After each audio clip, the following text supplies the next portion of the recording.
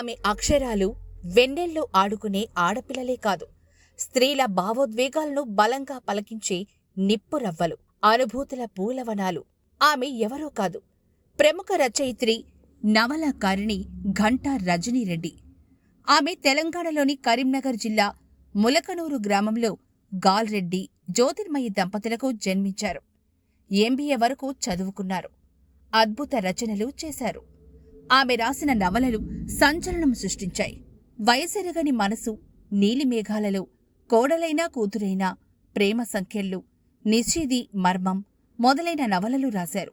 వీటితో పాటు 50 కథలు, అనేక కవితలు రాసి సాహితీ ప్రియుల మెప్పు పొందారు. ఘంటా రజనీరెడ్డి తన సాహితీ కృషికి అనేక అవార్డులు, రివార్డులు పొందారు. భారతీయ సాహిత్య అనువాద foundation national women excellency award, అంతర్జాతీయ కవిరత్న, సాహితీ కిరణం, తెలుగు వెలుగు తదితర అవార్డులు ఎన్నో పొందారు. తన భర్త ఘంటా హేమంత్ కుమార్ ప్రోత్సాహం వల్లనే తాను స్వేచ్ఛగా రచనలు చేస్తున్నట్టు ఆమె తెలిపారు. తెలుగు వన్ ప్రేక్షకులకు నమస్తే. అక్షరం కార్యక్రమానికి స్వాగతం. ఈరోజు మన మధ్య అద్భుతమైనటువంటి రచయిత్రి, అద్భుతమైన నవలలు రాసినటువంటి రజనీరెడ్డి గారు మన మధ్య ఉన్నారు. ఆమె అనేకమైనటువంటి నవలలు రాసింది, కథలు రాసింది, అదేవిధంగా కవిత్వం రాస్తుంది. రజనీరెడ్డి అంటే ఈ మధ్యకాలంలో వర్ధమాన కవులు, రచయిత్రులు చాలా అద్భుతమైనటువంటి రచనలు చేస్తున్న వారిలో ఆమె ఒక వరుసలో ఉంటుంది అని మాత్రం నేను ఖచ్చితంగా చెప్పగలను. మరి తెలుగు వన్ కొత్త వాళ్ళను, పాత వాళ్ళను అందరినీ కూడా ప్రోత్సహించి వివక్ష అనేటువంటిది ఈ ఛానల్లోనే అక్షరం కార్యక్రమానికి ఉండదు. విక్కీ కృష్ణ ఎక్కడ ఉంటే అక్కడ వివక్షత ఉండదు, కొత్త వాళ్ళను ప్రోత్సహిస్తుంటారు అనేటువంటి పేరు ఉంది.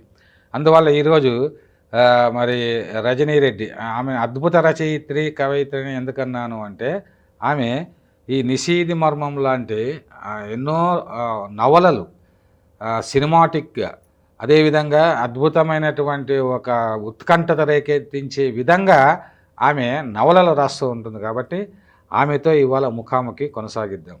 నమస్తేనమ్మా. నమస్తే సార్. నిషీది మర్మం లాంటి ఎన్నో నవలలు రాశావు కదమ్మా. మరి ఈ రచనలు ఎందుకు చేయాలనిపించింది నీకు? ఏ వయసు నుంచి రచనలు చేస్తున్నావు? ఈ విషయాలు ఎన్ని రచనలు చేశావు? ఈ విషయాలన్నీ ముచ్చటించే ముందు మనము మీ యొక్క నేపథ్యం, అంటే మీరు మీ యొక్క తల్లిదండ్రులు, మీరు ఎక్కడ పుట్టారు, ఏం చదువుకున్నారు, మీ యొక్క నేపథ్యం గురించి మా ప్రేక్షకులకు తెలియజేయము. ఫస్ట్ ఆఫ్ ఆల్ ఇంత గ్రేట్ ఆపర్చునిటీ ఇచ్చినందుకు తెలుగు వన్కి నా కృతజ్ఞతలు సార్. మీకు ప్రత్యేక కృతజ్ఞతలు. నా పేరు ఘంటా రజనీరెడ్డి సార్. యాక్చువల్గా మాది వచ్చేసి వరంగల్ జిల్లా. మా నాన్నగారు సింగరేణి కాలరీస్లో పనిచేస్తారు. మా నాన్నగారి పేరు బద్దిపడిగ గాల్రెడ్డి గారు సార్. మా అమ్మగారు జ్యోతి. సో మీ ముగ్గురం ఆడపిల్లలం, అందులో నేను పెద్దదాన్ని. అట్లా అయ్యేసరికి ఏమైందంటే, సో ఈ సింగరేణి ఏరియాలలో ఒక టైప్ ఆఫ్, అంటే ఎట్లా ఉంటుందంటే వీళ్ళు తాగడము, తినడము అనేది చాలా ఉంటుంది. అసలు వీళ్ళకి అంటే డబ్బులు ఎక్కువ తక్కువ వస్తాయి, కష్టం ఎక్కువ ఉంటుంది, మాస్ పీపుల్ ఎక్కువ ఉంటారు అనేది అక్కడ పడిపోయింది, అది ఒక ముద్ర పడిపోయింది. అట్లాంటి నేచర్లో మా ముగ్గురిని మా నాన్నగారు అంటే చాలా గొప్పగా పెంచారు సార్. మా నాన్నగారే నాకు ఎప్పుడు ఇన్స్పిరేషన్. ఆయనే నా మీ నాన్నగారు ఇన్స్పిరేషన్ గురించి తెలుసుకుందామమ్మా. అంతకుముందు మీరు ప్రాథమిక విద్య ఎక్కడ చేశారు? నాది అంతా భూపాలపల్లిలో సార్. వరంగల్ జిల్లా భూపాలపల్లిలో చదువుకున్నాను. తర్వాత చదువుకున్నారు భూపాలపల్లిలో up to 9th sir. 9th ప్రాథమిక విద్య, దాదాపు మాధ్యమిక విద్య అంతా అక్కడే. సో 10th, ఇంటర్, బిఎస్సి వచ్చేసి హన్మకొండ. తర్వాత Kakatiya college sir, SR college, 2 Varadareddy sir కాలేజ్లో చదివాను. అండ్ నెక్స్ట్ వచ్చేసి ఎంబీఏ ఫినాన్స్ చేశాను సార్. కిమ్స్ కాలేజ్లో చేశాను కరీంనగర్లో. తర్వాత డిగ్రీలో ఏ సబ్జెక్ట్ తీసుకున్నాము? BSc MCCA sir. MCCA, maths, chemistry, computer applications. అప్పుడు అది కొత్తగా వచ్చింది కోర్సు. సో ఆ కోర్సులో జాయిన్ అయినాను. నాకు డౌట్ వచ్చింది, ఎందుకంటే సైన్స్ చదివారు డిగ్రీలో, పోస్ట్ గ్రాడ్యుయేషన్ మళ్ళీ ఎంబీఏకి వచ్చారు. అవును సార్, అవును. సైన్స్ చదివిన వాళ్ళు మామూలుగా ఈ ఆ, మార్కెటింగ్ దీనికి రాదు. ఎంఎస్సికి వెళ్ళిపోతారు వెళ్ళిపోతారు. జనరల్ గా. ఆ. బట్ నేను ఇది ఎంచుకున్నాను, ఐసెట్ రాశాను. ఫైనాన్స్కి అంటే ఎంబీఏ ఫైనాన్స్ చేశాను. అవును సార్, ఎంబీఏ Okay. ఫైనాన్స్ చేశాను. తర్వాత జాబ్ వచ్చింది, తర్వాత Hmm. మ్యారేజ్ అయింది. ఈ కవితలు కథలు రాయడం అనే ఇంట్రెస్ట్ అంటే నాకు ఇప్పుడు చిన్నప్పటి మ్యారేజ్ వరకు అంటే చదువు అయిన తర్వాత చేసుకున్నారా? మ్యారేజ్ చదువుతున్నా చేసుకున్నారా? చదువైన తర్వాతనే చదువు అయిన చేసుకున్నాను. తర్వాత మ్యారేజ్ చేసుకున్నారు. అవును సార్. సరే, ఇది మీ ఫ్యామిలీ లైఫ్. Yes sir. మీరు తర్వాత ఈ కవిత్వం అంటే జనరల్గా ఈ science students, maths students, literature అంటే కవిత్వం రాయడం కానీ, కథలు రాయడం కానీ, నవలలు రాయడం ఇది జరగదు జనరల్గా. ఎవరో కొద్దిమంది, శ్రీశ్రీ కూడా మ్యాథ్స్ చదివిన మహాకవిగా పేరు పొందాడు ఆయన. అవును సార్. ఇప్పుడు నేను కూడా ఎకనామిక్స్ నాది, కానీ నేను ప్రత్యేకంగా తెలుగు చదివింది ఏం కాదు. కానీ తెలుగు లెక్చరర్గా తర్వాత నేను పనిచేశాను. ఫిలాసఫీ లెక్చరర్గా, సోషియాలజీ కూడా నేను చదివాను.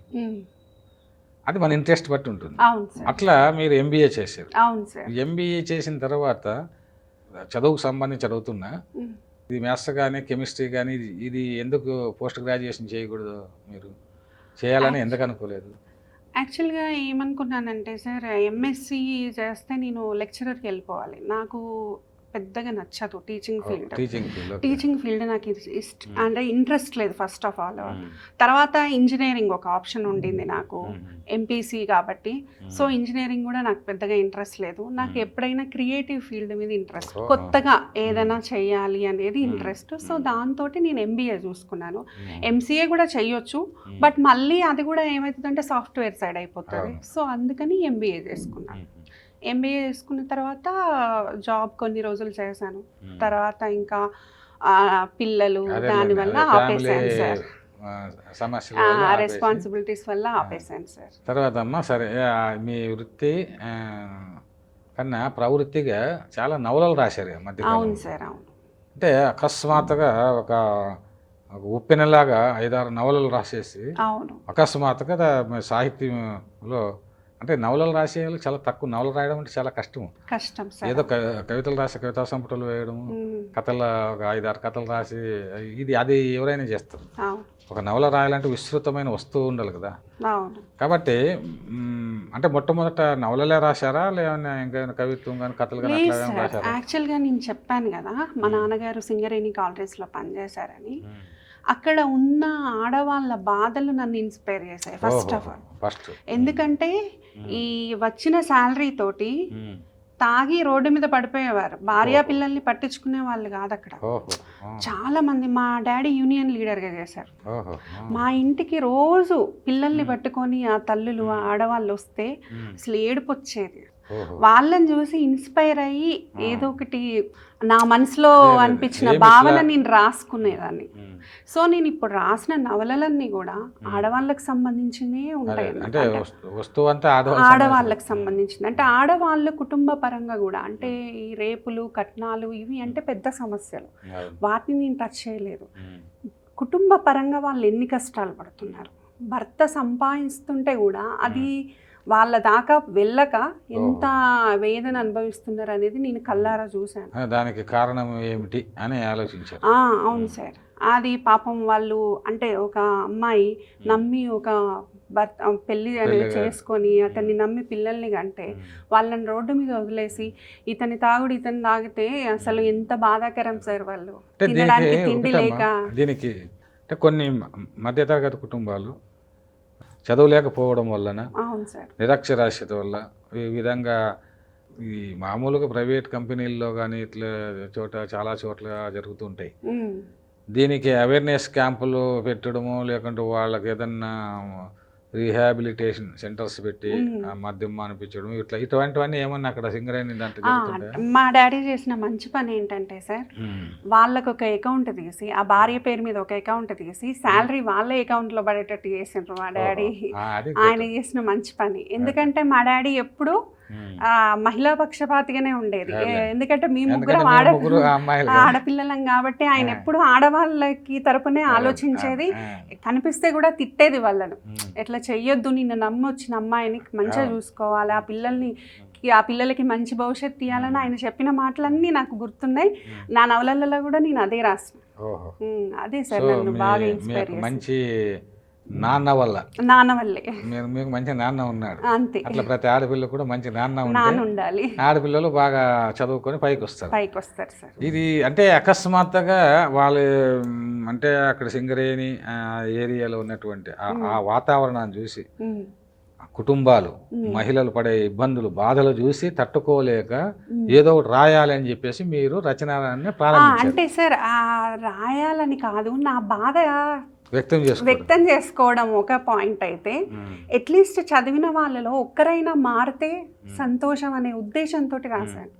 అట్లీస్ట్ మనం పరిష్కారం దిశగా రాస్తాం, ఒక ప్రాబ్లం పెడతాం, ఆ ప్రాబ్లంకి ఒక సొల్యూషన్ పెడతాం, ఆ సొల్యూషన్ వల్ల ఒక నలుగురు ఒక్కరు చేంజ్ అయినా మనం గెలిచినట్టే అన్న భావనతో రాసినాయి సార్ ఆ నవల. వెరీ గుడ్ అమ్మా, చాలా మంచి రచనలు కూడా చేశారు మీరు. అవును సార్, అందరికి తెలియాలి కాబట్టి. మీరు ఇప్పుడు వరకు ఎన్ని నవలలు రాశారమ్మా? నేను ఇప్పటి వరకు 8 నవలలు రాశాను. ఓహో, కొన్ని పేర్లు చెప్పగలవా? వయసెరగని మనసు, కోడలైనా కూతురైనా, ప్రేమ సంఖ్యలు, నీలి మేఘాలలో, నిషీది మర్మం, ఓ ప్రేమ ప్రేమ, ఇట్లా చాలా నవలలు ఉన్నాయి సార్. చిన్న చిన్నవి అంటే 5 ఎపిసోడ్స్ నావెల్స్ కూడా రాశాను సార్. చిన్న చిన్నగా జర్నలిస్ట్ స్టోరీస్. మా వారు జర్నలిస్ట్ కాబట్టి సో ఆయనతో. మీ వారి పేరేమ్మా? మా వారి పేరు హేమంత్ రెడ్డి సార్. హేమంత్ రెడ్డి. మీ వారు జర్నలిస్ట్ కాబట్టి బాగా ప్రోత్సహిస్తుంటారా మిమ్మల్ని? అవును సార్, చాలా. ఆయన ప్రోత్సాహం వల్లనే ఈరోజు మీ ముందు ఇట్లా కూర్చున్నాను. అంతే కదమ్మా, జర్నలిస్టులు అంటేనే బేసికల్గా నేను రైటర్స్ అంటాను. అవును అవును. రాయని అనే కవులు రచయితలు ఎవరంటే జర్నలిస్టులే. అవును, వాళ్ళు రాయరంటే క్యాప్షన్ పెట్టే దాంట్లోనే కవిత్వం ఉంటుంది. అవును సార్. అట్లాగా నేను కూడా జర్నలిజం ఉండడం వల్లనే జర్నలిజంలోనూ 40 సంవత్సరాలుగా ఒక పక్కన ఉంటూ ఒక పక్క విద్యారంగము, రూరల్ డెవలప్మెంటు, కవిత్వం, ఒక సామ్రాజ్యాన్ని సృష్టించానంటే బేసికల్గా నేను జర్నలిస్ట్. అవును సార్, ఎందుకంటే సమస్యలను బాగా అర్థం చేసుకోగలుగుతారు, తెలుసుకోగలుగుతారు.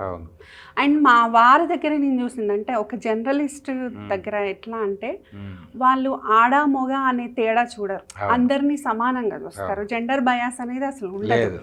ఇప్పుడు నీకే రైట్స్ అయితే ఉన్నాయో నాకు ఆ రైట్స్ ఉన్నాయి అనేది మా వారు బాగా ఇంప్లిమెంట్ చేస్తారు. అది చాలా అదృష్టవంతులమ్మ. మంచి గాడి దొరికాడు, మంచి భర్త దొరికాడు.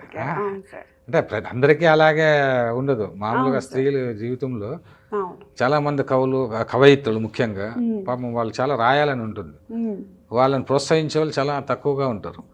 కానీ మీ ఆయన మిమ్మల్ని బాగా మీ డాడీని ప్రోత్సహించారు, మీ ఆయన ప్రోత్సహించారు. అవును సార్, చుట్టూ పాజిటివ్ పీపుల్ ఉన్నారు సార్. నాకు ఏదైనా సరే నెగిటివ్ గా ఆలోచించకుండా ఓకే చేస్తావా, ఓకే ముందుకెళ్ళు, మేము ఉన్నాం అని చెప్పే వాళ్ళే అందరూ.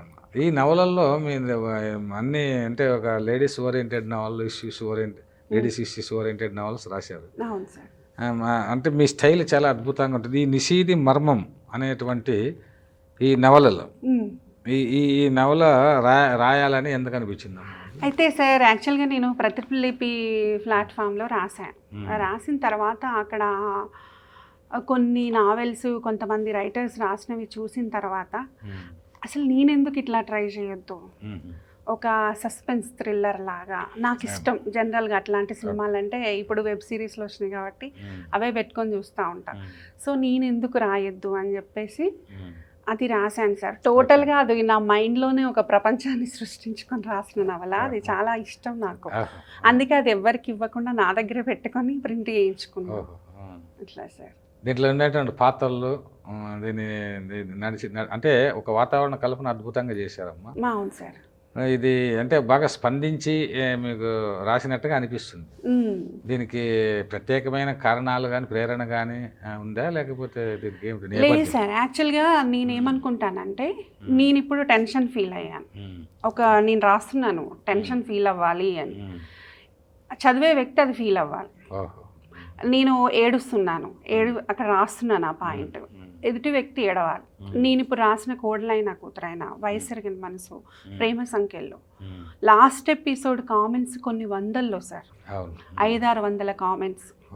అందరూ అసలు నా గురించే రాశారా మీరు, అసలు ఇట్లా ఎట్లా రాశారు, నన్ను చూసారా మీరు, నా లైఫ్ను చూసారా మీరు? అదేలేండి, అంటే సమకాలీనంగా ఇప్పుడున్నటువంటి సమాజంలో ఈ స్త్రీలు ఎలాంటి సమస్యలు ఎదుర్కొంటున్నారు అనేది ఒక స్త్రీగా రాశారు, అందరికి టచ్ అయ్యే విధంగా. అందరికీ. ఇప్పుడు చలము నవలలు రాస్తే అందరూ చదివేవారు.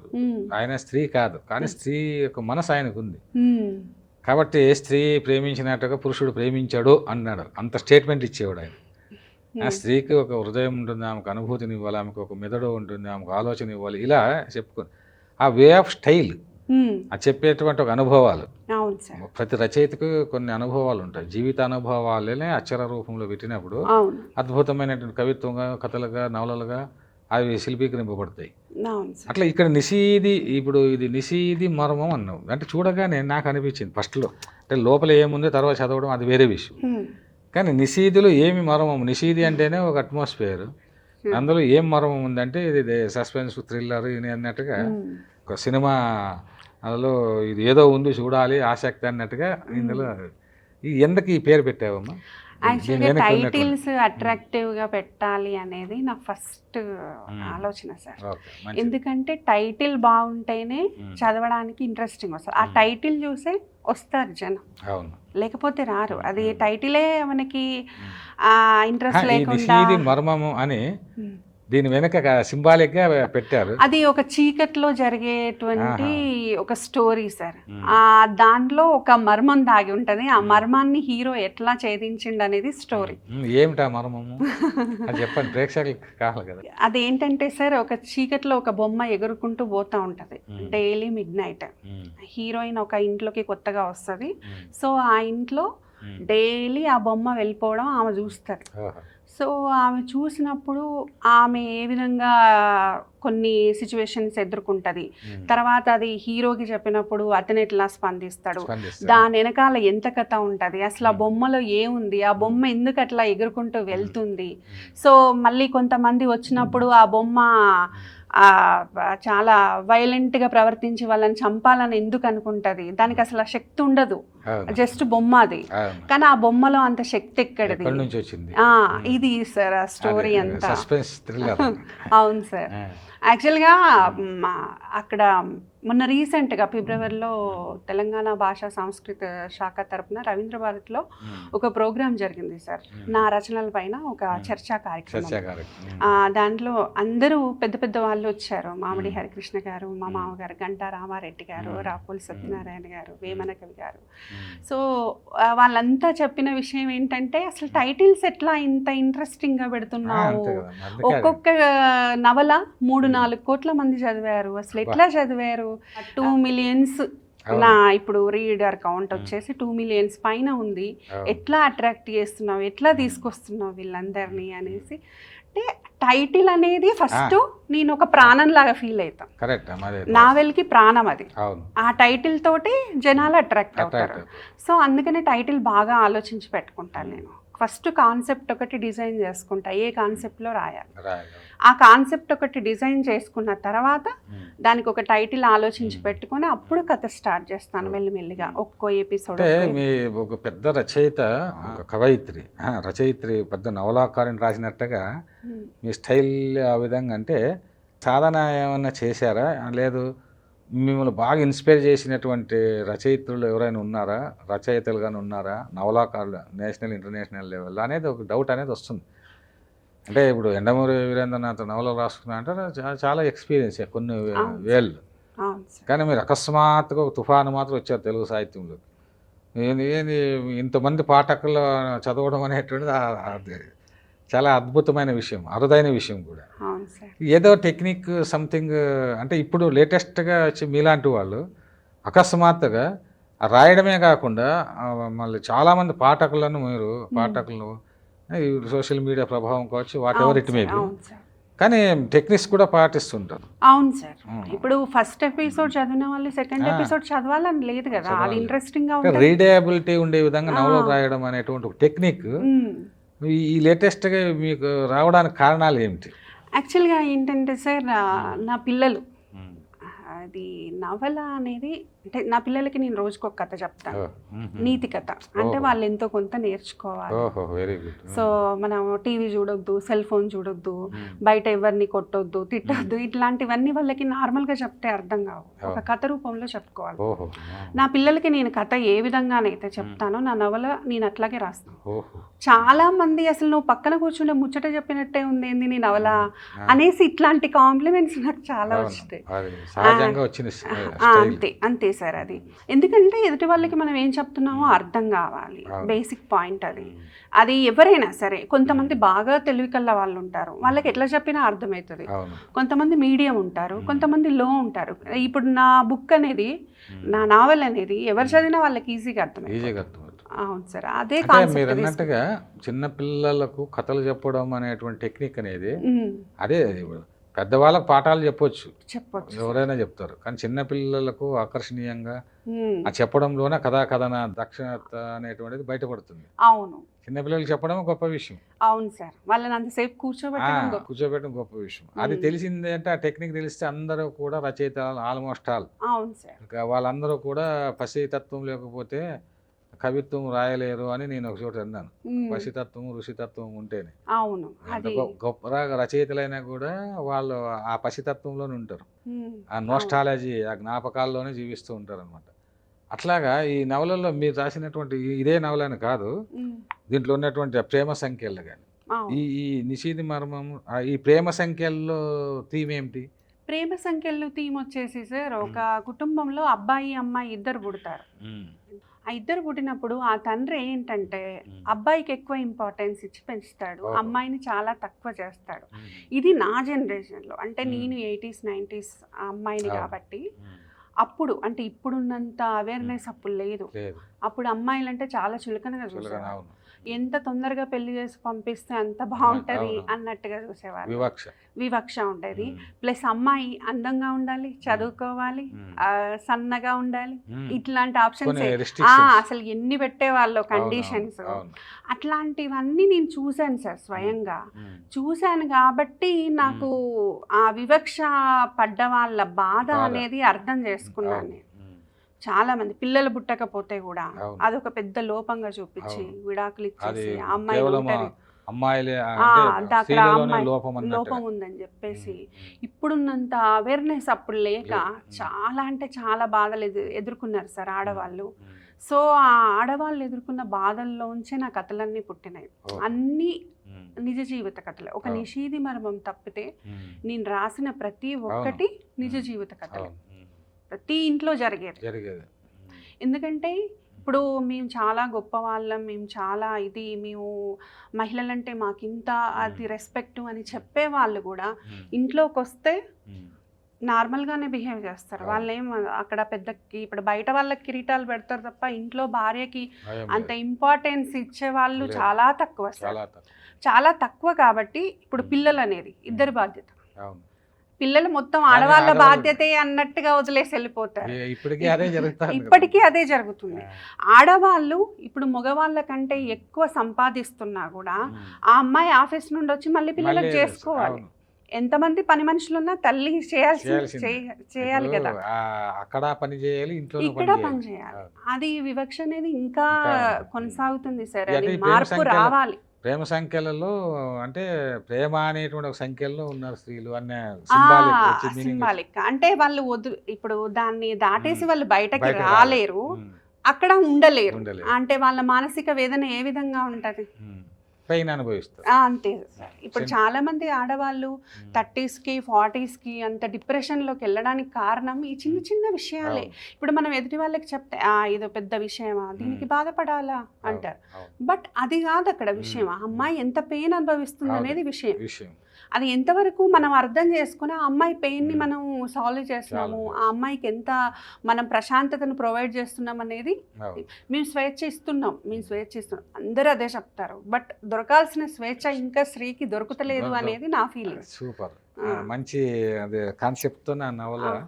అందులో ఆ నవలలో కూడా మీరు మళ్ళీ చదివించే విధంగా రాశారు. అవును సార్. అంటే రీడబిలిటీ అనేటువంటి చాలా ముఖ్యం.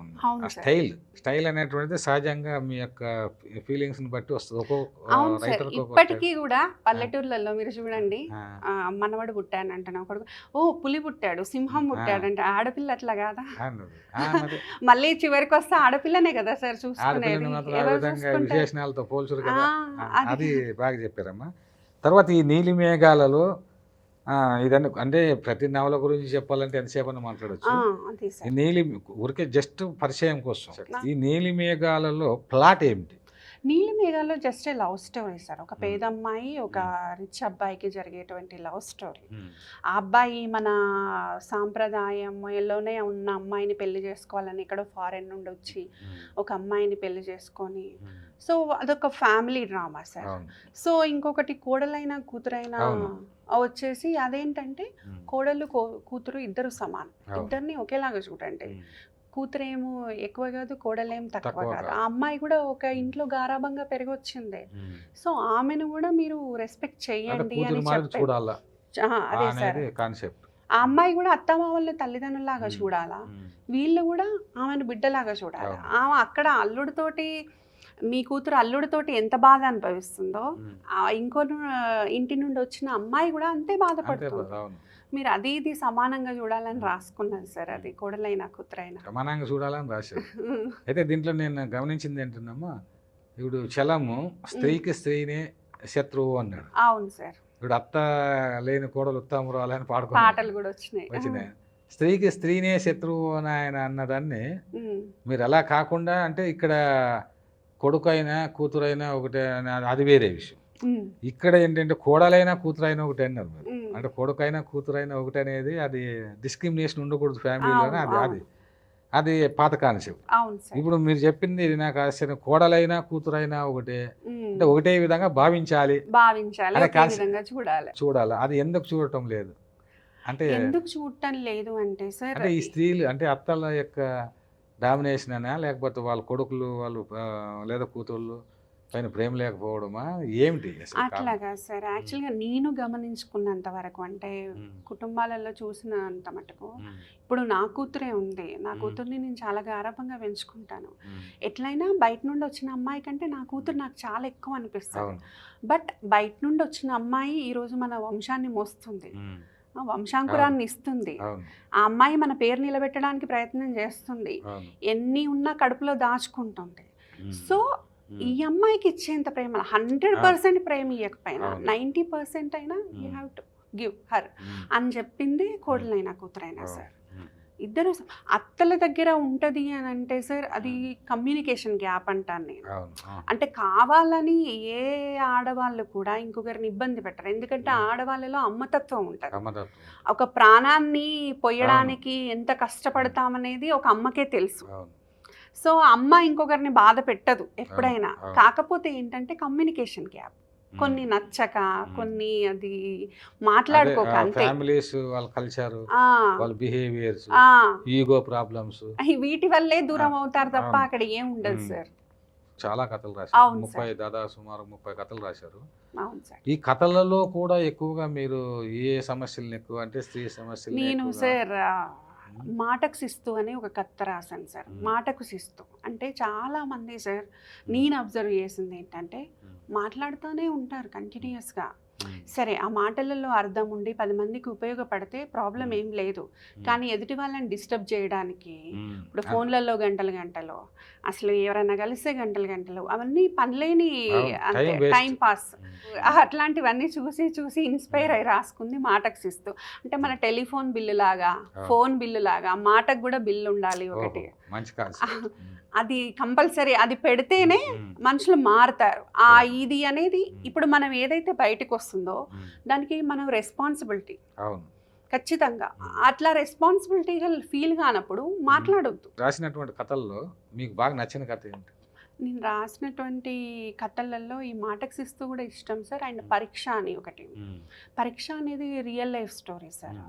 యాక్చువల్గా ఒక అమ్మాయికి పెళ్లి చేసే ముందు, అంటే పెళ్ళి కోసం ఒక అబ్బాయి అమ్మాయిని చూస్తాం కదా, ఆ అబ్బాయికి అన్ని రకాల టెస్టులు చేయించాలనేదే పరీక్ష. ఎందుకంటే చాలా మంది లైఫ్లో స్పాయిల్ అయినది నేను కల్లారా చూసుకున్నాను. ఆ అమ్మాయికి రెండో పెళ్లి ముద్ర పడుతుంది, మంచి సంబంధాలు రావు, ఆ అమ్మాయి జీవితాంతం సఫర్ అవుతుంది.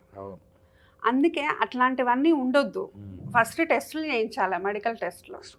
అందుకనే ఆ కథ రాశాను సార్. ఆ పరీక్ష నాకు చాలా అవసరం కూడా. అది అవసరం సార్ ఇప్పుడున్న జనరేషన్లో. అంటే ఒకరి వల్ల ఇంకొకరు అనవసరంగా ఇబ్బంది పడకూడదు, లైఫ్ స్పాయిల్ అయిపోతుంది. Life spoil sir. అవును, ఇప్పుడు అన్ని మనం సొసైటీలో చూస్తున్నాం కదా, చాలా దారుణాలు. అవును సార్, చాలా. ఇప్పుడు అమ్మ నువ్వు చెప్పినట్టుగా మీ కథల్లో కానీ నవలల్లో కానీ ఈ స్త్రీ సమస్యలు అంటే సమాజం ఇలా పాడైపోతూ ఉంది. ఉమ్, ఈ ఎమోషనల్ బ్యాలెన్స్ లేకపోవడం, అవును సార్. ఈ నిరక్షరాస్యత వల్ల, ఈ తాగుడు ఇలాంటి వ్యసనాల వల్ల ఆ పురుషుల పతనం అప్పుడు వాళ్ళ ఫ్యామిలీలు డిస్టర్బ్ కావాల్సి ఇట్లా ఈ మానవ సంబంధాలన్నీ మార్కెట్ సంబంధాలు అయిపోయాయి. అవును సార్. అంతవరకు ఏదో భరిస్తూ వచ్చారు. కానీ ఇప్పుడేమైపోయిందంటే క్రిమినల్ అంటే వాటికి యాటిట్యూడ్గా మారిపోయింది. ఉమ్, అంటే ఈ మధ్యలో మనం చూస్తున్నాం, టీవీలో చూస్తుంటే దారుణాలు. అవును సార్. అసలు చిన్నపిల్లల్ని చంపేయడం ఏంటి, భర్తలు చంపేయడము, అసలు ఎక్కడికి పోతా ఉంది సమాజం? దీని అవును పట్ల మరి ఎట్లా ఫీల్ అవుతున్నావు మనం? అది చాలా బాధాకరం సార్. ఫస్ట్ ఆఫ్ ఆల్ ఎవరేమైనా సరే ఫస్ట్ ఎదుటి మనిషిని గౌరవించడం నేర్చుకోవాలి. నీకు ఆ మనిషితో బతకడం ఇష్టం లేదా, వేరైపోవచ్చు, అవును. చట్టాలు ఉన్నాయి, అవును. చట్ట ప్రకారం విడిపోవచ్చు, తల్లిదండ్రులతో మాట్లాడుకోవచ్చు. అవును. వెనకట్లాగా ఇప్పుడు ఎవ్వరు అడ్జస్ట్ అయి ఉండమ్మా అని చెప్పటం లేదు. అవును. ఓకే నీకు ఇష్టం లేదా అమ్మా, ఓకే ఉమ్, వెళ్ళిపో, ఉమ్, నీ దారి నువ్వు చూసుకో, నా దారి నేను చూసుకుంటా, ఇట్లా ఉండాలి తప్పితే ఉమ్. అదేదో చంపేయడాలు, దానివల్ల ఇద్దరి అదే, లైఫ్ అదే. స్పాయిల్ కదా ఇద్దరు సార్. లైఫ్ స్పాయిల్, ఇంకా పిల్లలు ఉంటే పిల్లల లైఫ్ వాళ్ళు కూడా స్పాయిల్. పిల్లల లైఫ్ కూడా అసలు బాధ్యత లేని వాళ్ళు ఫస్ట్ ఆఫ్ ఆల్ పిల్లల్ని ఆ, కనొద్దు. అది. మనం ఇప్పుడు వీళ్ళు వాళ్ళు సాధించేది కూడా ఏం లేదు ఏం కదమ్మా. లేదు. ఆ క్రైమ్ చేసిన వాళ్ళు ఎలాగ బయటపడతారు? జైల్లోనూ వాళ్ళు జీవితాంతం నరకం మనం. అవును సార్. వాళ్ళ భర్తలు పోయేది, వీళ్ళు పోయేది, పిల్లలు పోయేది, మొత్తం ఏం సాధించినట్టు? అదే కదా సార్. అంటే ఇది వాళ్ళకు జ్ఞానం లేకపోవడం వల్ల చేస్తున్నారా, అహంకారం వల్ల, తెలివి క్షణికావేశం సార్. క్షణికావేశం వల్ల? ఎమోషన్స్ కంట్రోల్ గా లేక Emotion control ఫస్ట్ అంటే ఓపికలు అనేవి లేవు మా ఫస్ట్ జనాలు. సోషియాలజీలో కూడా చెప్తారు, సోషలైజేషన్ ప్రాసెస్ సరిగ్గా జరిగి ఉంటుంది వీళ్ళకి అని. సోషలైజేషన్ ప్రాసెస్ అనే పదము నాకు చాలా నచ్చింది అనమాట. నేను అట్లాగా సోషలైజేషన్ ప్రాసెస్ అంటే ఇదే. అవును సార్. అంటే కుటుంబ వ్యవస్థ, ప్రేమతత్వం, ప్రేమరాహిత్యమే అన్నిటికీ కారణం. అవును సార్. ఆ ప్రేమరాహిత్యంతో పెరిగిన పిల్లలు క్రిమినల్స్గా మారిపోతున్నారు. అవును సార్. ఈ సబ్జెక్ట్స్ పైన కూడా నువ్వు టచ్ చేసావు కదమ్మా కొన్ని అవును కథలు సార్. రాసావు. ఇప్పుడు ఇంకా అంటే ఈనాటి యువతులు, తర్వాత పెళ్ళి అయిన వాళ్ళు, పెళ్ళి కానోళ్ళు, వీళ్ళంతా ఎలా ఉండాలని భావిస్తాం మనం? సార్ ఫస్ట్ వాల్యూస్ని మనం రెస్పెక్ట్ చేయాలంటాను. మనం ఒక దానికి అలవాటు పడిపోయాం. ఏంటి అంటే పుట్టాలి, చదువుకోవాలి, ఒక వయసు వచ్చాక పెళ్లి చేసుకోవాలి, మనకు రెస్పాన్సిబిలిటీస్ వస్తాయి. సో మనకు పిల్లలు వస్తారు, వాళ్ళని సరిగ్గా పెంచుకోవాలి, మళ్ళీ వాళ్ళని డెవలప్ చేసుకోవాలి. ఇది మనం ఈ ప్యాటర్న్కి అలవాటు పడిపోయాం. ఇప్పుడు ఏంటంటే ఇప్పుడున్న యంగ్ జనరేషన్ మాకు పెళ్ళిళ్ళు వద్దు, పిల్లలు వద్దు, మేము హ్యాపీగా ఇట్లనే ఉంటాం. ఓకే అది వాళ్ళ ఇష్టం, ఉండండి. కానీ ఏంటంటే ఇప్పుడు వాళ్ళు ఒంటరిగా ఉండడం వల్ల వాళ్ళకి ఎన్నో రకాల థాట్స్ వస్తూ ఉంటాయి. ఆ థాట్స్ వల్ల ఏమవుతుంది, ఎదుటోళ్ళు ఇబ్బంది పడతారు. సో అది అంటే మన వల్ల ఒకరు ఇబ్బంది పడకుండా చూసుకోవడం అనేది ఫస్ట్ మన మొదటి కర్తవ్యం. అది నేను ఫీల్ అవుతాను సార్ ఫస్ట్. ఎందుకంటే నీ వల్ల ఒకరు ఇబ్బంది పడొద్దు కదా. నువ్వు నీ తల్లి నిన్ను ఎన్నో కలలతోటి కంటది, కన్నప్పుడు ఆమె దానికి నువ్వు గౌరవం ఇవ్వాలి కదా. గౌరవం ఇచ్చి నీకు ఇష్టం ఉన్నట్టు బ్రతుకు, నష్టం ఏం లేదు, ఎవరికి నష్టం లేదు. కానీ ఎదుటి మనిషిని బాధ పెట్టకు. ప్రేమ అని మోసం చేయడం, డబ్బు కోసం మోసం చేయడం, లేకపోతే ఏదో హత్యలు చేయడము, ఇవన్నీ అవసరం లేదు. ఎప్పుడు కానీ ప్రేమ, మీరు అన్నట్టు ప్రేమ అనేది చాలా ముఖ్యం. ఆ ప్రేమ అనేది ఏంటి, అసలైన ప్రేమ ఏమో తెలుసుకోలేకపోతుంది. అవును సార్. ఇప్పుడు తల్లిదండ్రులు ఒకప్పుడు కుటుంబాలు వాళ్ళు తల్లిదండ్రులు ఎంతో కష్టపడి వాళ్ళని చదివించి వాళ్ళని పెద్ద చేసి బాగుండాలనుకుంటారు. అవును సార్. కానీ వీళ్ళు ఇలాంటివన్నీ చేసుకోవడం వల్ల వాళ్ళు చివరి వయసులో వాళ్ళు కూడా చాలా బాధపడాల్సి వస్తుంది. అంటే మొత్తం ఒక బాధాకరమైనటువంటి కుటుంబ వ్యవస్థ. అవును సార్. ఒక పెయిన్లోకి కుటుంబ వ్యవస్థలో చాలా ఆనందంగా ఉండాలి. ఆ పిల్లలు, కోడళ్ళు, అత్త, వీళ్ళంతా, తర్వాత పిల్లలు, మునిమనములతో అంతా హ్యాపీగా ఉండాల్సినటువంటి ఒక కుటుంబ వ్యవస్థ వీళ్ళు చేసేటువంటి మీరు అన్నట్టుగా ఎమోషనల్ బ్యాలెన్స్ లేకపోవడం, క్రిమినల్ థాట్స్ ఎలా వస్తుందో తెలియకపోవడం. బాగా చదువుకున్న వాళ్ళు కూడా అంతెందుకమ్మా, డీజీపీ భార్య కర్ణాటకలో, మా రిటైర్డ్ డీజీపీ భార్య భర్తని చంపిందంటే, ఐపీఎస్ అధికారిని చంపిందంటే ఆమె క్రిమినల్ మైండ్. ఆమె చెప్పడం కంటే ఆమె కూతురు అందరూ కూడా ఇప్పుడు ఎట్లా జైలుకు వెళ్ళడం, ఇవన్నీ చూడండి. ఎంత అంటే ఒక డీజీపీ లెవెల్కు వచ్చారంటే ఆ కుటుంబం పరువు ఏమవుతుంది? అవును సార్. ఎక్కడ ఎవరో లోపం వల్ల ఏమో అవుతా ఉంది. అంటే భర్త ఆయన చేసిన తప్పేంటి, కొడుకు రాసిచ్చాడంట ఆస్తులు. కొడుకు ఆస్తులు రాసిస్తే అది సహజంగా జరుగుతుండేది కదా, కొడుకే కదా ఆస్తి రాసిచ్చేది. అది ఏదో చేసుకోవాలి, కానీ దానికి మళ్ళీ మనసును చంపాల్సినటువంటి అవసరం ఉంది. ఇప్పుడంటే లేదు. ఆస్తి హక్కు వచ్చింది కొడుకులకు కూతుర్లకు ఇవ్వాలి, అది వేరే మీరు అన్నట్టుగా ఉమ్. ఏదైనా చట్ట ప్రకారము చట్ట ప్రకారం దానికి ఒక పరిష్కారం అంటూ ఉంటుంది, ఆ విధంగా వెళ్ళాలి. కూర్చొని మాట్లాడుకుంటే సగం ప్రాబ్లమ్స్ సాల్వ్ ప్రాబ్లం అవుతాయి కరెక్ట్ సార్. అమ్మ. అట్లా మీరు మంచి ఇంకోటి ఏమంటే మీ రచనల్లో ఈ పరిష్కారం కూడా చెబుతూ రాస్తూ ఉన్నారు. ఉమ్. నాకు తెలిసిన విషయం ఏంటంటే బాగా రీడబిలిటీ ఉంటుంది మీ అవును. నవలలు కానీ కథలు కానీ కవిత్వం కానీ. ఈ రెండవది ఏంటంటే కొత్త ఒక డిక్షన్ అనేటువంటి మీ కవిత్వంలో చూశాను నేను. అంటే హృదయాన్ని బట్టే కవిత్వం ఉంటుంది, అవును. ఆ కవిత్వంలో సంక్లిష్టమైన పదాలు కానీ ఇవేమీ లేకుండా. ఏం లేవు సార్, చాలా సింపుల్. ఈ కవిత్వం కూడా ఎప్పటి నుంచి రాసావమ్మా? కవిత్వం చిన్న వయసు నుండే సార్. మ్మ్. నాకు హ్యాపీనెస్ వచ్చినా బాధ వచ్చినా నేను బుక్ మీదనే రాసుకునేదాన్ని. ఎందుకంటే నేను ఎక్కువ మాట్లాడను, చాలా సైలెంట్, అవసరం ఉంటేనే మాట్లాడతాను. సో ఏదున్నా సరే బుక్లోనే, అట్లాగే అంటే అలవాటు. మాటల కన్నా అక్షరాల్లోన అదే వెతుక్కున్నాను, ఆ నాకు అక్కడే హ్యాపీనెస్. భావాలన్నీ కూడా అక్షర రూపంలో పెడితే అంతే. అది ఎంతో మంది చదువుతారు ఫ్యూచర్లో అని అప్పటికే ఊహించారు అవును సార్, చిన్నప్పటి నుంచి. అవును సార్. ఫస్ట్ మా అమ్మ ఎంకరేజ్ చేసింది సార్. ఓహో. నేను డైరీస్లో మా నాన్న పాత డైరీలు అన్నీ ఉండేవి, వాటిల్లో కూర్చొని రాసుకునేదాన్ని. రాసుకుంటే అమ్మ చూసి అది ఒక్కసారి ఏడ్చేసింది. ఏడ్చేసి ఎంత అదిగా రాసావు, నీకు ఇంత బాధ ఏమొచ్చింది? లేదమ్మా ఇట్లా చూశాను రాశానంటే చాలా బాగా రాసావు నాన్న, రాయి అని ఓహో. అమ్మ ఎంకరేజ్ మీ చేసింది. అమ్మ బాగా ఎంకరేజ్ చేసింది. ఎంకరేజ్ ఆహా. చేసింది. అంటే ఒక అంటే మామూలుగా ఈ అమ్మాయిలు ఈ కాలంలో టైం వేస్ట్ చేసుకుని మీరు అన్నట్టు ఊరికి ఏదో గంటలు గంటలు వాళ్ళతో ఫ్రెండ్స్తో వెళ్తాం మాట్లాడి టైం వేస్ట్ చేసి అవును సార్. వాళ్ళ జీవితంలో సాధించేది ఏముండదు. కానీ ఇక ఇటు ఒక నవల రాశారంటే ఇది అక్షర రూపంలో ఉంటుంది. అవును సార్. అంటే గంటా ఐశ్వర్య రజనీ రెడ్డి అనేది ఒక చూసుకునే ఎంతో ఆనందం వస్తుంది. దీన్ని చదివినటువంటి వాళ్ళు కూడా మళ్ళీ వాళ్ళు ఆనందం అనుభవిస్తారు, అవును. వాళ్ళకు అవేర్నెస్ వస్తుంది. అంటే సాహిత్యం కోసం ఒకటి, సమాజ హితం కోసం అవును రెండు. సార్. సాహిత్యం అంటే తృప్తి, ఉమ్. మన తృప్తి కోసం రాసుకుంటాం అనుకుంటాం, కానీ ఉమ్. ఇక్కడ రసము ఇన్నిష్టమా కిందిష్టం అన్నట్టుగా అది వ్యక్తినిష్టమైనా కూడా సమాజనిష్టం అవుతుంది. అవును.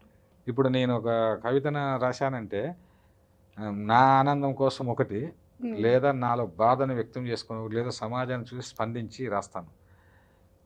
ఏదేమైనా దాన్ని చదివినటువంటి వాళ్ళు కూడా ఇన్స్పైర్ అవుతారు. అవును.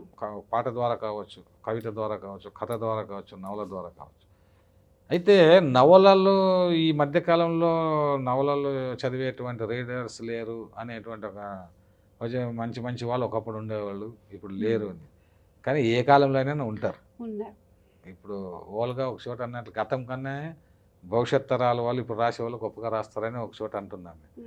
అట్లాగా మీలాంటి వాళ్ళు అప్పుడు ఏంటంటే అప్పుడు పబ్లిసిటీ వేరు, అప్పుడు వ్యక్తి పూజ ఎక్కువ ఉండేది. ఇప్పుడు ఆ కౌసల్యాదేవి, నేను ఎద్దనపూడి సులోచన రాణి, రంగనాయకమ్మ, వాళ్ళని బాగా ఒక్కడే అప్పుడు టైం, అప్పుడు ఇట్లా సోషల్ మీడియా లేదు కాబట్టి వాళ్ళని బాగా ఫోకస్ చేసేవాళ్ళు. అంటే ఒక వ్యక్తిని మార్కెటింగ్ చేసి పారేసేవాళ్ళు. అవును. రాసే వాళ్ళు రాసేవాళ్ళు తక్కువ కాబట్టి వాళ్ళు ఏది రాసినా రోజు పేరు వచ్చి అది చెత్త రాసినా కూడా దాన్ని గొప్పగా ప్రచారం చేసేవాళ్ళు. అవును. ఆ సినిమాలుగా కొంతమంది రాశారు, లేదని కాదు. ఇప్పుడు బలిపీఠం కానీ, లత వాళ్ళ నవలు కానీ, శరత్ నవలలు కానీ, దేవదాస్ సినిమాగా వచ్చింది, ఇట్లానే బలిపీఠము, మరో చరిత్ర, ఇట్లా కొన్ని మరో చరిత్ర మన గొప్ప నవలాకారుడేం కాదు నగ్నముని, కానీ మరో చరిత్ర ఆయన మంచి కథలు రాసి విలోమ కథలు రాశారు. ఆయన మరో చరిత్ర కథ ఇచ్చినట్టుగా చాలామంది తెలియదు. నగ్నమునే కథ, అది మరో చరిత్ర కథ. అట్లా మీరు సినిమాలకు కూడా ఈ సినిమాలు దృష్టిలో పెట్టుకుని ఎందుకు రాయకూడదమ్మా? ఇప్పుడు ట్రై చేయాలి సార్, నాకుంది ఆలోచన. సీరియల్స్ కి, సినిమాలకి, వెబ్ మీ సిరీస్ కథలు చదివినప్పుడు అంటే మీ నవలలు ఆ విధంగా ఒక సస్పెన్స్ థ్రిల్లర్, ఇప్పుడు ఈ నిషీది మర్మం కూడా అలాగే ఉంది. అవును సార్. అంటే ఒక సింబాలిక్ అది బొమ్మ, మంచి వెబ్ సిరీస్ అవుతుంది సార్. వెబ్ సిరీస్ కానీ అట్లా. ఎందుకంటే మన అక్షరాలు, మన భావాలు అవును సార్. లక్షలాది మంది వెళ్ళినప్పుడు, ఇప్పుడు నేను మీ ఇంటర్వ్యూ ద్వారా ఎంతోమంది చూస్తారు. అవును. అదే మనం పుస్తకం ఇచ్చి చదవమంటే చదువురు. మనం 500, 1000, ఇప్పుడంతా ఒకప్పుడు మేము 1000 కాపీలు వేసేవాళ్ళం. అవి ఇప్పటికీ మా దగ్గర ఉన్నాయి. ఎంతమందికి ఇచ్చిన ఎవరు చదవరు. నేను 4000 కాపీలు కవిత్వం డిక్షన్ వేసి 4000 మంది కవులు, ప్రపంచ వ్యాప్తంగా కవులు ఎలా ఉన్నారు, వాళ్ళ కవిత నిర్మాణాలు ఏమిటి, శాస్త్ర కవి సమ్మేళనాలు ఏర్పాటు చేసి అన్నీ చేస్తే మా బాధ ఏమిటంటే 10 మంది అయినా నాకు ఫోన్ చేసి మీ కవిత్వం డిక్షన్ చదివినా సరే ఇట్లా రాస్తున్నామని చెప్పలేదు. అందుకే అది కూడా ఇప్పుడు నేను చెబుతూ ఉన్నాను ఛానల్స్ ద్వారా. సరే, మన ప్రయత్నాలు మనం చేస్తూ ఉండాలి. అంటే చిన్న వయసుకే ఇన్ని నవలలు రాయడము, ఇన్ని కథలు రాయడము చాలా గొప్ప విషయం. కవితా సంపుటాలు ఏమన్నా వేయాలనే ఆలోచన ఉందమ్మా? నాకు ఫస్ట్ ఆఫ్ ఆల్ సార్ కవితలు అంటే రాయడం ఇష్టమే. అది ఎప్పుడు అంటే నా మనసుకి ఏదన్నా బాగా బాధ అనిపించినప్పుడు లేకపోతే సంతోషం వచ్చినప్పుడే రాసుకుంటాను అది. కానీ నవల అనేది అది రోజు రాస్తానే ఉండాలి, ఎందుకంటే కథ అనేది రోజు డెవలప్ అవుతానే ఉంటుంది. నేను ఒకటి నావెల్ స్టార్ట్ చేశానంటే డైలీ ఒక ఎపిసోడ్ అది రావాలి కంపల్సరీగా. అదొకటి నేను పెట్టుకుంటాను కంపల్సరీ షెడ్యూల్ రాయడానికి ఒక ఎపిసోడ్. సో అది కంటిన్యూ చేస్తాను. కానీ కవిత మనం రాస్తే ఇంతకుముందు మీరు అన్నట్టు మనం ఏడ్చుకుంటూ రాస్తే ఎదుటోడు ఏడవాలి, మనం నవ్వుకుంటూ రాస్తే వాళ్ళు కూడా హ్యాపీగా ఫీల్ అవ్వాలి. సరే, ఏదేమైనా కవితలు అనేటువంటిది రాయడానికి ప్రయత్నం చేస్తున్నారు. రాస్తాను సార్. నా కవితలకి మా వస్తువు ఏదైనా కావచ్చు కవిత్వంలో. నేను ఎక్కువగా కథలు, నవలలు వీటికన్నా కవిత్వాన్ని ఎక్కువ ఫస్ట్ ప్రిఫరెన్స్ ఇచ్చి రాయండి అని చెప్తాను. ఏదో విధంగా రాసిన తర్వాత ఏ ప్రక్రియ అయినా రాస్తూ ఉంటారు.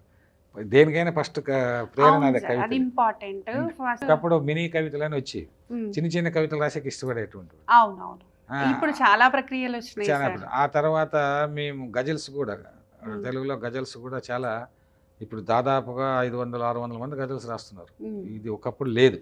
అవును, ఇక్కడ ఎందుకు చెప్తుంటానమ్మా, మీలాంటి వాళ్ళు బాగా రాస్తున్నారు, కానీ గ్రూపులు ఎక్కువ కనిపిస్తున్నాయి నాకు.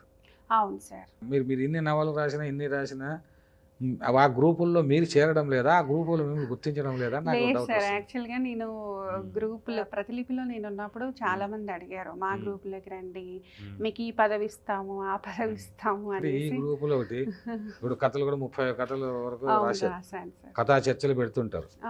వాళ్ళు కొంతమంది మాత్రమే, అంటే వీళ్ళు ఒక వర్గము, నేను గమనిస్తూ ఉంటాను. ఈ వర్గాలని, కూటాలు, ఇవన్నీ పీఠాల పైన మేము రాస్తూనే ఉన్నాం, చెప్తూనే ఉన్నాం. వీళ్ళు ఏంటంటే వాళ్ళు రాసే కథలు మాత్రం దాన్ని బాగా ఫోకస్ చేసుకుంటారు. ఇవి చాలా గొప్ప కథలు, ఏమి రాసింది అది ఇది. ఈ కొంతమంది మళ్ళీ పత్రికల్లోనూ పనిచేసే జర్నలిస్టులు, మీడియాలో పనిచేసిన వాళ్ళకి ఇష్టమైనటువంటి వాళ్ళని బాగా ప్రచారం చేస్తూ ఉంటారు. ఆ పత్రికల్లో కూడా వచ్చేవాడిని చాలా గొప్పవని అనుకుంటుంటారు. ఇక్కడ నాకు చాలా ఆశ్చర్యం వేస్తుంది, 2 రాష్ట్రాల్లో జరుగుతుండేది అదేవిధంగా ఈ వివక్ష అనేటువంటిది ఎట్లయితే మీరు స్త్రీలు పురుషులు వివక్ష గురించి రాస్తున్నారు, ఇక్కడ కూడా సాహిత్యంలో కూడా వివక్ష చాలా జరుగుతుంది సార్. అది నేను అబ్జర్వ్ చేశాను. వాట్సాప్ గ్రూపులలో నేను అబ్జర్వ్ చేశాను. ఒక 2-3 గ్రూపులలో నేను ఉండేదాన్ని. సో అదంతా చూసిన తర్వాత అంటే సెల్ఫ్ డబ్బా ఒకటి, గ్రూపిజం ఒకటి, ఇదంతా నాతో అవని పనులు అనేసి నేను బయటకు వచ్చేసాను. సో మనకి టాలెంట్ ఉంటే అది ఎప్పుడైనా బయటకు వస్తుంది. ఈరోజు మీరు నన్ను గుర్తించారు, అట్లాగే ఎప్పుడో ఒకప్పుడు టాలెంట్ అనేది బయటికి రాక మానదు, కానీ ఆలస్యం అవుతుంది. బట్ కాకపోతే సార్ ఇదంతా మనం పెట్టుకొని సెల్ఫ్ డబ్బా కొట్టించుకోవడమో లేకపోతే ఇంకో ఏదో చేసి పైకి రావడం కంటే ఇట్లా మీరు చెప్పేది. కానీ నేను అనడం ఏంటంటే, అపవిత్రుని చేతిలో అక్షరాలు మైలుపడతాయి, పవిత్రుని చేతిలో దారిదీపాలు అవుతాయని నేను ఒక కవితలో రాశాను. మనం సమాజానికి హితం బోధించేటువంటి వాళ్ళం, సమాజాన్ని మార్చాలనుకుంటే వాళ్ళము మనమే గ్రూపులు చేసుకొని, మనమే కొద్ది మందిని ప్రోత్సహించుకొని ఇలా చేసేటువంటి ఒక అనైతికము అంటారు కదా, ఈ నైతికత లేనటువంటి వాడు మళ్ళీ కమిట్మెంట్ అంటారు. వాళ్ళకి ఏం కమిట్మెంట్ ఉంటుంది? దీని పట్ల ఎప్పుడైనా బాధపడినటువంటి సందర్భాలు ఉన్నాయా? ఉంది సార్, చాలా బాధపడ్డాను నేను. ఎందుకంటే ఫస్ట్ ఆఫ్ ఆల్ టాలెంట్ ఉన్న వాళ్ళకి ఎంకరేజ్మెంట్ అనేది ఇంపార్టెంట్. ఒక సభకి కానీ ఒక సన్మానానికి కానీ మనం డబ్బులు ఇచ్చాము, చేయించుకున్నాము అంటే అది కాదు సార్, అది మన ప్రతిభను బట్టి మనకు రావాలి.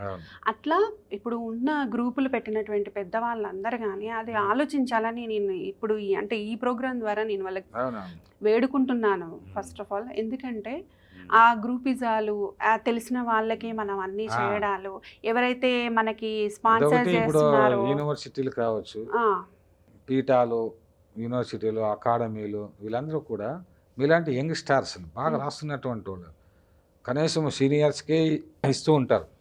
సీనియర్స్కి ఇస్తే ఇవ్వండి, సీనియర్స్తో పాటు మీలాంటి వాళ్ళకి కూడా మీలాంటి ఒక నవలకు అట్లా ఇస్తే మీరు ఎంత ఉత్సాహంగా, ఇప్పుడు ఇంకా మీకు ఇంకా వయసు ఉంది, ఇంకా ఎన్నో రాయగలరు. ఇచ్చినటువంటి వాళ్ళు ముసలి వాళ్ళకి ఇస్తూ ఉంటారు, అవును మామూలుగా సార్. ఆడు రేపమ్మన్నాడు చచ్చిపోయేటువంటి ముసలి అంటే అంటారు కదా.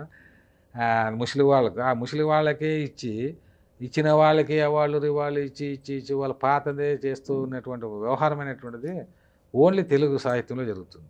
మళ్ళీ అక్కడ కర్ణాటకలో కావచ్చు, అక్కడ తమిళనాడులో కావచ్చు, అక్కడ వేరే దాంట్లో లేదు. ఇది అంత బాధాకరమైనటువంటి విషయం. అవును సార్. సరే, ఎనీహ్యావ్ అమ్మ, మీరు రాస్తున్నటువంటి కథలు, ఈ నేపథ్యము ఇదంతా కూడా నవలలకు కావచ్చు, దీనికంతా మీకు మీ యొక్క అదేది సింగరేణి ఆ కార్మికులు అవన్నీ స్వయంగా చూడటము, మీ నాన్నగారు ఆడపిల్లల ఆడపిల్లల బాధలు, తర్వాత మీరు ముగ్గురు ఆడపిల్లలైనా కూడా బాగా చక్కగా మీ తల్లిదండ్రులు చదివించడం, అదృష్టవశాత్తు మీకు మంచి భర్త లభించడం, ఆయన జర్నలిస్ట్ కావడం ఎంకరేజ్ చేస్తున్నారు. మీకు బంగారు భవిష్యత్తు ఉంటుందమ్మా. తర్వాత ఇంక భవిష్యత్తులో మీరు ఎలాంటి రచనలు చేయాలనుకుంటున్నారు, ఏం చేయాలనుకుంటున్నారు? సమాజ హితం కోరే రచనలే సార్.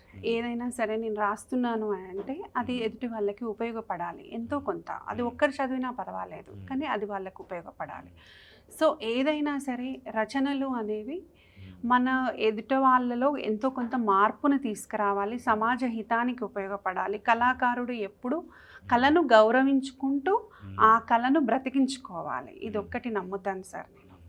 మా మామయ్య గారు కూడా నేను ఇట్లా నవల రాస్తున్నాను మామయ్య అని చెప్పినప్పుడు ఆయన చెప్పింది ఒకటే, రచన చేస్తున్నావు కదా, రచన అంటే సామాజిక బాధ్యత అనేది ఖచ్చితంగా ఉంటుంది, ఆ బాధ్యతను దృష్టిలో పెట్టుకొని రాయి అని చెప్పారు.